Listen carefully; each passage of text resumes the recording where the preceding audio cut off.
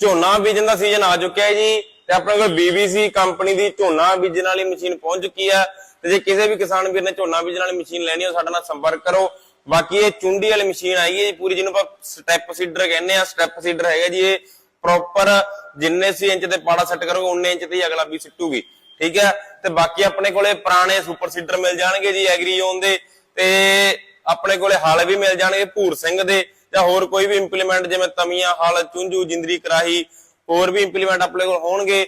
ਬਾਕੀ ਆਪਣੇ ਕੋਲ ਨਵੇਂ ਪੁਰਾਣੇ ਕਰਾਹੇ ਸਾਰੇ ਉਪਲਬਧ ਹਨ, ਠੀਕ ਹੈ। ਆ ਦੇਖੋ ਹੁਣ ਆਪਣੇ ਕੋਲ ਜਸਵੰਤ ਦਾ ਮੌਕੇ ਤੇ ਖੜਾ ਹੈ, ਇਹ ਆਪਣੇ ਕੋਲੇ ਪੁਰਾਣਾ ਆਇਆ ਹੋਇਆ ਹੈ, ਠੀਕ ਹੈ, ਇਹ ਵੀ ਖੜਾ ਹੈ।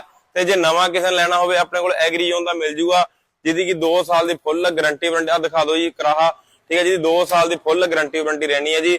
ਤੇ ਆਹ ਚੀਜ਼ਾਂ ਤੁਸੀਂ ਲੈਣ ਲਈ ਕਿੱਥੇ ਆਉਣਾ ਹੈ? Raman trading company, agri zone ਮਲੋੜ, 3 ਕੋਨੀ ਚੌਂਕ, ਮੁਕਤਸਰ ਰੋਡ, ਨੇੜੇ ਬਲਵੀਰ ਮੱਛੀ। ਧੰਨਵਾਦ ਜੀ।